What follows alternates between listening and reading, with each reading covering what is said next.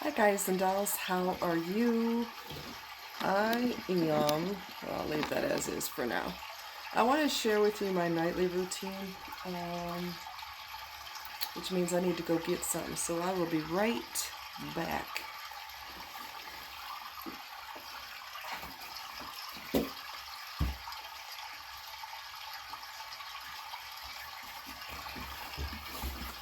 Okay, sorry, this is real life, people. Real life, real life. Okay, so what I do is I use, you could use the alcohol-free mousse. There's a mousse that has, what does it have? Let me think. Alcohol-free mousse, and then there's a mousse with argan oil, which I don't have either one of them in front of me right now, so I apologize. There's also a mousse called Nairobi Foam Wrapping Lotion, and you can use that on your hair also. Crochets, okay, crochet. As you see, they're very defined and almost frizz-free because I pretty much have been doing them every night. You know, cutting the frizz out and stuff like that. So that's the story there. But what I do is I divide them. Oh, and this is what I use for my edges, and I don't always reveal my edges, but sometimes I just don't feel like putting stuff on it. But Shine Jam is a edge control that I use, that professionals use, and it has honey extract in it. It's got conditioning gel and extra hold. So as I do my night routine, 1, 2, 3, 4. That's not going to be enough, I don't think. Anyway, so I'll show you what I do at night. Let's pretend I'm putting product on it because my product's upstairs, but I'll try to remember to link the names. So you could spray it with water, spritz it with water if you want to. You don't have to. And then you use your, you know, whatever product, the Nairobi or the mousse with the argan oil, and you spray it. Just, well, not the mousse, spray it in your hand. And then work it on the ends, and then work it through the hair. Separate the hair and work it through. Okay, this is after you cut all the matting and the frizz out. Okay, and crochet braids are kind of like a misnomer because not all crochets are actual braids. A lot of them are just I can't talk. A lot of them are just curly style. Like these are not braids. It's just curly hair, but they call them crochet braids, but they're not all, you know. So you put your mousse in, you put your moisturizer in, which I put plenty in, so I don't need to put more. And then you just separate them out, which I've already done up quite a bit of that. But I'm showing you the procedure and basically what I do. So I know we talked the other day about, you know, me finding out that the individual that I was with on paper for 20 years was basically a hoe bag. You can't pay him to keep his you-know-what in his pants. And if you are in a situation like that, where you're with somebody who doesn't have any sexual self-control, it's not your fault. Okay, I don't want you to blame yourself. We're going to do a get ready at night with me, but I might not have enough, what you call it? I might not have enough scrunchies, I don't know. But I've been cutting the heck out of the mat, so there's like no matting. Practically no matting. So, anyway, models get cheated on, actresses get cheated on. You could have 0% body fat and get cheated on. You could be drop dead gorgeous and get cheated on. You know, stars get cheated on all the time. So it's not you. The person I was with was also a narcissist. I think all of them screw around. I think they all do the same nonsense. It's like they go to a school or something and they learn how to be narcs. And they don't know how to be faithful. It's just not in their DNA to be faithful. So you could dye your hair, get your boobs bigger, you could do whatever you want to do. There's nothing you could do once they lose, they tire of you and get bored. There's nothing you could do that's going to make them realize that they lost you, because they have to have that constant ego, the constant ego trip. I need people to know that I'm desirable. I need everybody to, desire me and think that I'm amazing, handsome, beautiful, whatever their deal is. They have to have that constant reassurance. It's psychological. There's nothing that you can do to fix that. Sometimes I take this over to the side to get it out of my way, and I have these big, huge clamps. So, anyway, you can't stop somebody from stepping out on you. So don't even blame yourself. Okay? Don't even go there. Don't even remotely go there. There's a little bit of shedding right there. That'd be real hard to do on camera. Although I don't have a lot of shedding. That's fine. Ooh, sorry. There really isn't a lot. I call it webbing. You just go in there and you trim that crap out. Really hard to do on camera. But it's not your fault that somebody has no self-control. That's not your fault. I know that doesn't make you feel any better. And for those of you that are, see all that nasty matting? That's got to come out. All that crap right there, it's got to come out. Whoa. Really tricky doing on camera.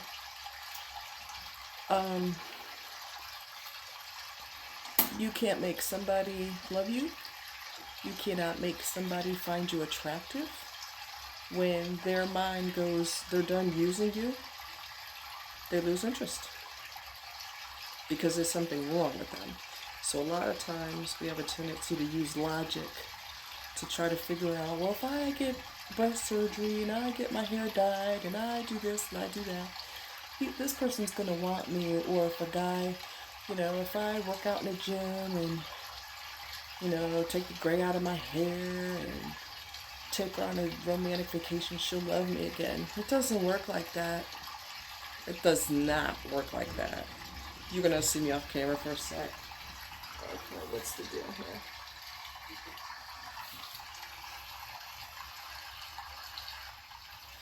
You're not going to make this person love you. I don't care what you do. You're not going to make them love you, because it's kind of like pulling a plug from a wall. By the way, you want to trim your bottoms too. Trim here, because you're going to have little bits sticking out. I do this like all the time, so there's not much for me to do, which is nice for a change. So I know it's awful when people break your heart, and I really feel for women who have kids. I don't have any, thank God, so I can't really, speak to that. I'm sure that's pretty horrific when that person loses interest and walks away from their kids. Like, none of y'all mean nothing to me. Okay, let's get that straight. None of y'all mean nothing to me. It isn't your fault, and the kids need to know it's not their fault.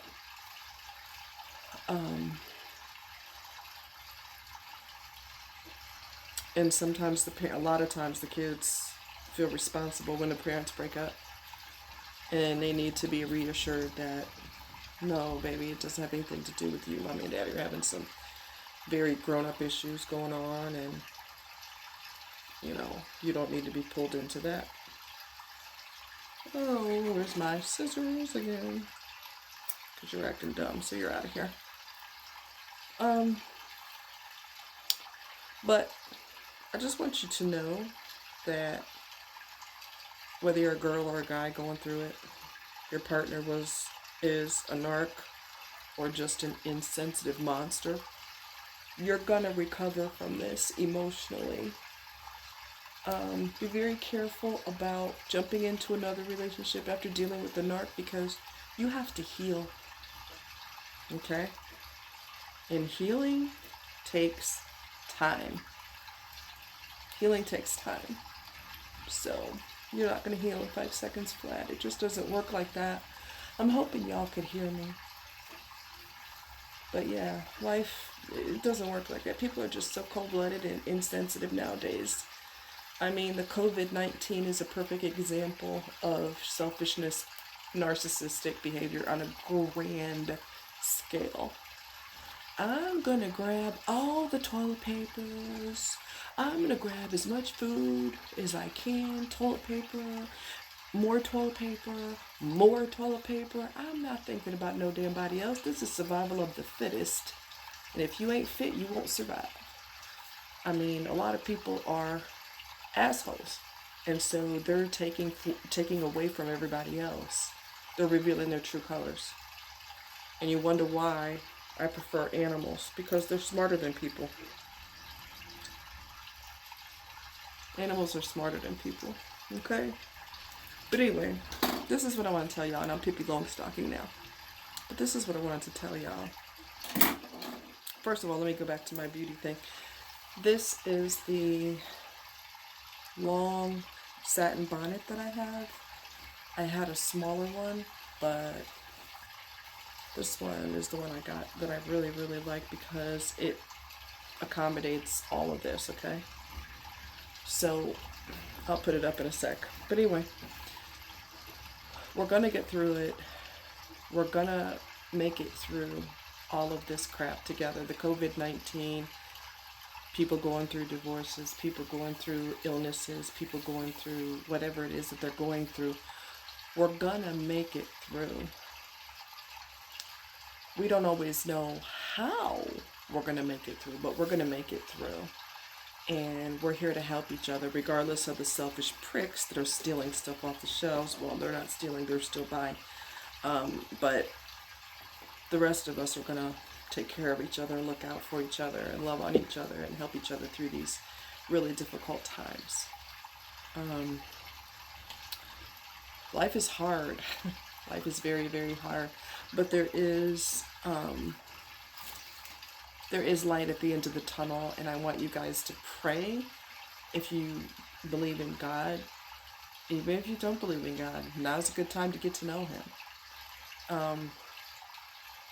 We're going to get through this. We really are.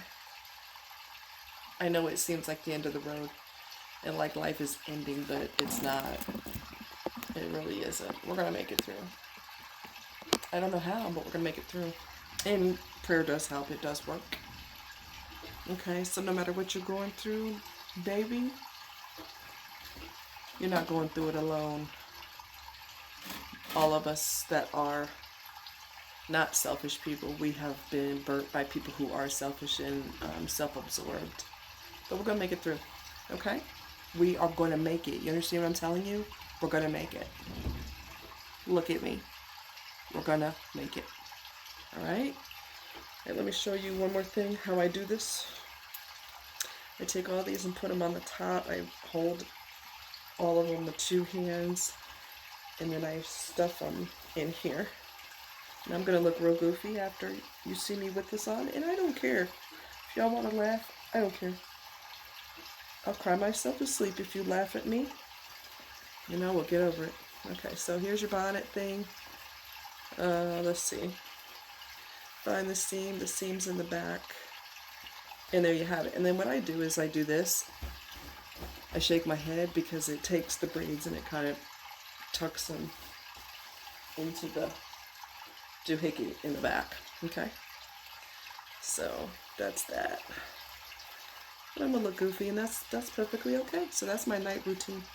Minus the, like I said, I put the moisture on, the mousse on, clip all the nasties out of it, the matting, and then I go ahead and put it up in the thingy, and then I'm ready to roll.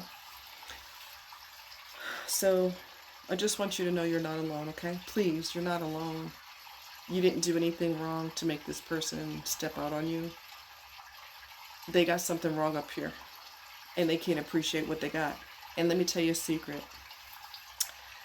If they cheated on you with this other person, they're going to cheat on that other person with somebody else. And they may be cheating on him too. Who knows? Who knows? Or her, because women cheat too. So we live and we learn. Boy, do we learn. We really learn from our mistakes, hopefully, and we just will not make those mistakes again, marrying the wrong, evil person.